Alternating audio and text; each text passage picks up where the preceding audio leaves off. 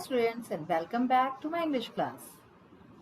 बच्चों, जैसा कि आप जानते हैं, in the last session we are reading ice cream man. Ice cream man जो पोएम थी हम ये पढ़ रहे थे और पोएम हमने पढ़ ली थी. अब इसके आगे की कुछ बहुत ही इंपॉर्टेंट एक्सरसाइजेस हैं जिनको कि आज हम पढ़ेंगे. तो आइए, without wasting time, let's read the exercise part of the poem the ice cream man. So today we will start with the glossary and notes.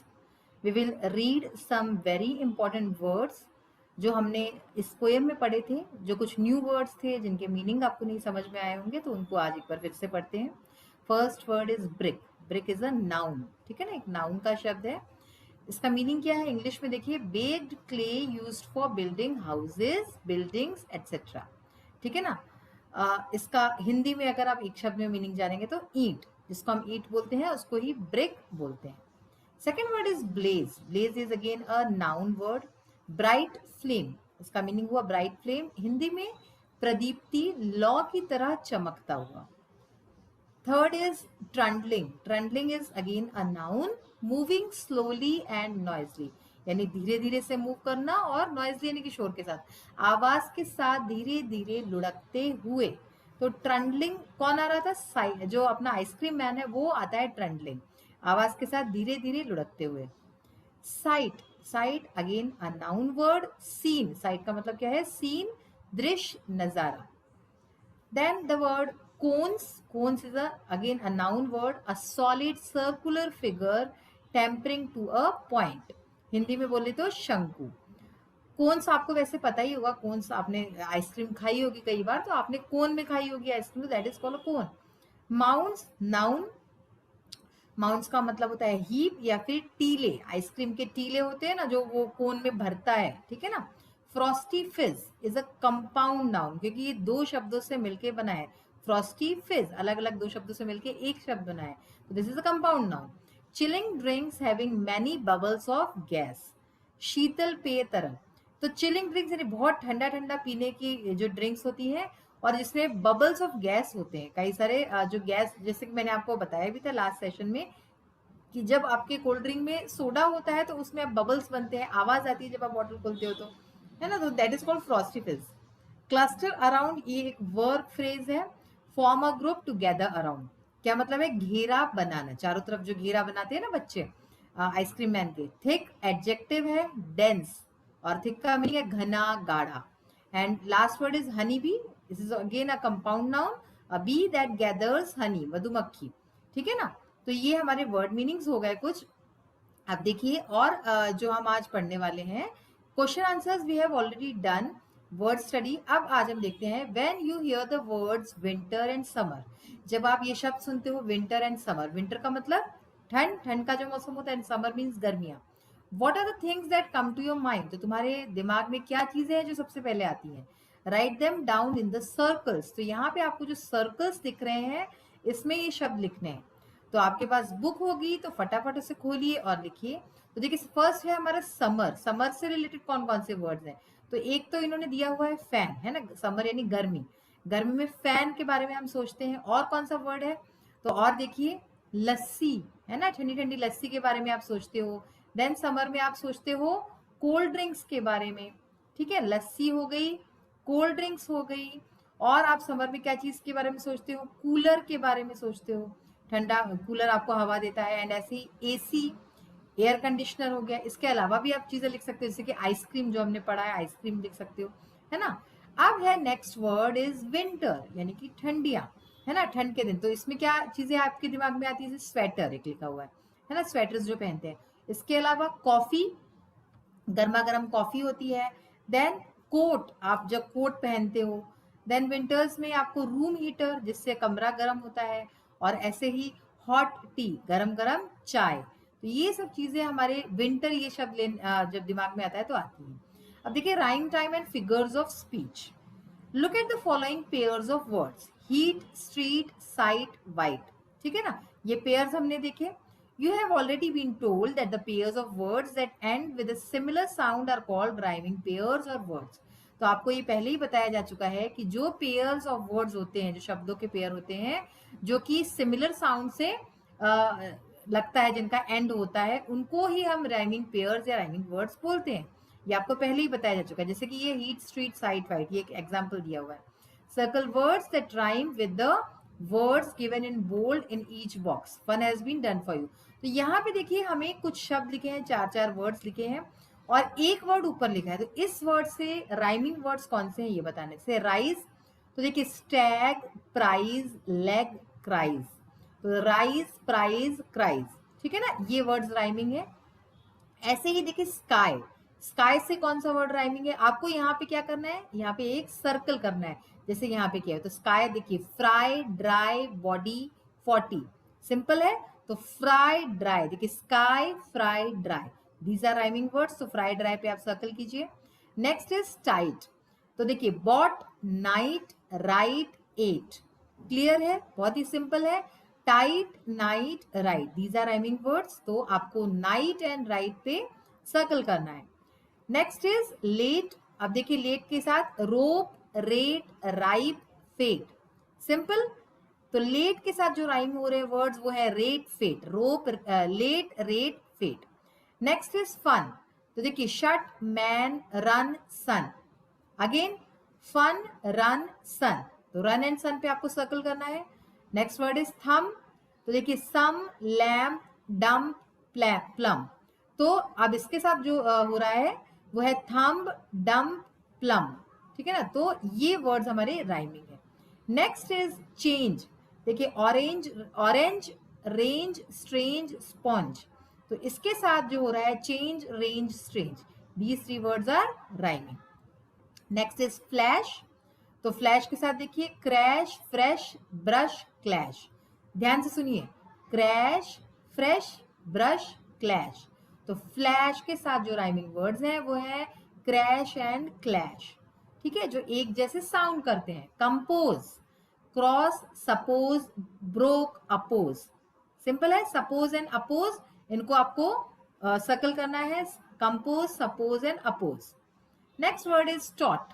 Cot, laughed, bought, bright. तो क्लियर है, कॉट एंड बॉट ये आपको करना है. Taught, caught, bought, these are rhyming words. तो I think आपको clear हो गया होगा राइमिंग वर्ड्स के बारे में. नाउ फिगर ऑफ स्पीच आज हम देखेंगे. Simile. Simile is a figure of speech. Study the following lines. The children cluster around as thick as honey bee. यानी कि बच्चे जो है चारों तरफ घेरा लगा लेते हैं जो है as thick as honey bee, जैसे कि कोई हनी बी होती है ना, यानी कि मधुमक्खियों की तरह चारों तरफ घेरा बनाते हैं आइसक्रीम मैन के. ये children are compare to honey bees. तो यहाँ बच्चों को हनी बीज से, मधुमक्खी से कंपेयर किया गया है. Such obvious comparisons using as are known as similes. तो जहाँ पे इस तरह का कंपैरिजन होता है, तुलना होती है, इस तरह के शब्द होते हैं जिसमें एज, उनको सिमिली कहते हैं. Look at some more examples. तो यहाँ पे और कुछ एग्जांपल्स देखिए. एज वाइट एज स्नो, यानी कि the colour of snow is compare to white. यानी क्या हुआ, इसका मतलब कि स्नो यानी बर्फ का जो कलर है उसको कंपेयर टू वाइट, वाइट से कंपेयर किया गया है. एज रेड एज ब्लड, यानी कि खून के जैसा लाल, ठीक है. The colour of blood is compare to red, खून का कलर लाल से कंपेयर किया गया. As hot as fire, the heat of fire is compare to hot. तो एज हॉट एज फायर यानी आग जैसा गर्म. तो यहाँ पे कंपैरिजन हो रहा है. तो इसी के ऊपर ये एक एक्सरसाइज है that we will see afterwards, हम आगे देखने वाले हैं. अब देखिए, speak aloud the following words and notice whether you can hear the G यानी ज sound at the end of each of these words. तो यहाँ पे देखिए शब्द हम बोलेंगे ब्लेज, रोजेस. तो हम ज शब्द यूज करते हैं इसमें, स नहीं यूज करते. Roses. Read the poem allowed and circle the words which and with the sound ज. तो हमें पोएम में से ज साउंड वाले शब्द निकालने हैं. तो देखिए कौन कौन से होंगे. Blaze, frosty fizz, peas, honey bees. ठीक है ना, ध्यान से सुना आपने. Again I am saying blaze, frosty fizz, peas and honey bees. तो ये शब्दों में जो है हमारा ज आ रहा है. अब देखिए एक हमारी कंपोजिशन है, ये आज हम करने वाले हैं. The managing committee of your school has decided to organise an inter school kabaddi tournament in your school on its foundation day. तो फाउंडेशन डे पे आपके स्कूल की मैनेजिंग कमेटी ने डिसाइड किया है एक इंटर स्कूल कबड्डी टूर्नामेंट रखने का. As a secretary of the Sports and Games Committee of the school, circulate letters of invitation to the headmasters of different schools of your locality. तो आप चूंकि secretary हैं आपके स्पोर्ट्स एंड गेम्स कमेटी के, तो आपको आपके जो क्षेत्र है उसके अलग अलग स्कूल्स में जाके प्रिंसिपल्स को इनविटेशन लेटर देना है, हेडमास्टर्स को, requesting them to send their teams to take part in the tournament, और उनको रिक्वेस्ट करनी है कि उनके स्कूल से टीम्स को भेजें हिस्सा लेने के लिए। Time, date, place and procedure of registration must be mentioned in it. तो इस लेटर में आपको क्या करना है, टाइम, डेट, प्लेस, ये सब प्रोसीजर सारी बतानी है रजिस्ट्रेशन की। तो ये अभी हम देखेंगे आगे। ट्रांसलेशन करना है आपको, translate the poem in Hindi और योर मदर टंग। तो हिंदी में मैंने आपको पूरी पोएम समझाई है, उसको आप ट्रांसलेट कीजिए। Activity, this you have to done by yourself. Consult an encyclopedia and write down the recipe for making vanilla ice cream custard at home. घर में कस्टर्ड या वनीला आइसक्रीम कैसे बनानी है, वो कोई एनसाइक्लोपीडिया वगैरह देख के आप जो है एक रेसिपी लिखिए और प्रोसीजर को आप अपनाते हुए आइसक्रीम बनाइए, कस्टर्ड बनाइए। तो इस तरह से ये एक्टिविटी है, this you have to do by yourself. आइए अब इसके जो बचे हुए जो एक्सरसाइजेस हैं वो देखते हैं। So first of all will do the exercise of figures of speech, simile. Simile जो हमने भी पढ़ा था, as snow, as white as snow, इस तरह से। तो देखिए, complete the following similes by choosing appropriate words from the box. तो बॉक्स में कुछ वर्ड्स दिए हैं, इनका यूज करके हम जो है इन ब्लैंक्स को भरेंगे। तो कौन कौन से वर्ड्स है, सबसे पहले देखते हैं। कोल यानी कोयला, एलिफेंट हाथी। स्टैचू, स्टैचू यू नो जो मूर्ति होती है। जिराफ, स्काई यानी आसमान बादल, स्काई यानी आसमान। ग्रास यानी घास। पिग सुअर। आइस बर्फ। बनियान, बैनियन जो ट्री होता है। कॉटन। डायमंड हनी यानी शहद। तो देखिए, एज ब्लू एज स्काई यानी कि आसमान जैसा नीला। As tall as giraffe, giraffe जैसा लंबा।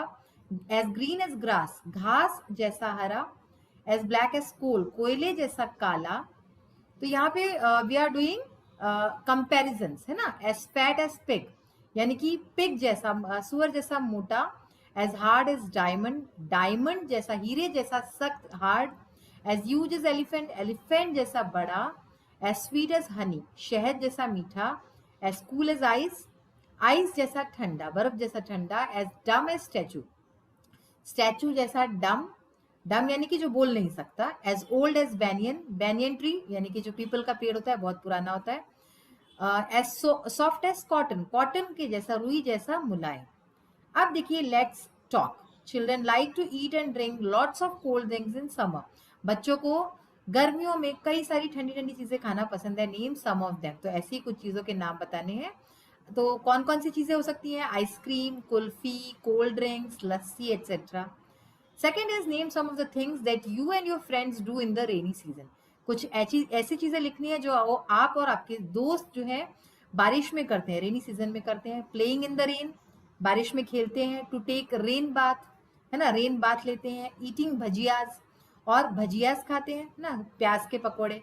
Name some of the interesting and enjoyable things that you and your friends do in the winter. Winter में यानी कि जो है ठंड के दिनों में जो चीजें आप अपने फ्रेंड्स के साथ करते हैं, जिसमें मजे आप लेते हैं, तो ऐसी चीजों के नाम लिखिए।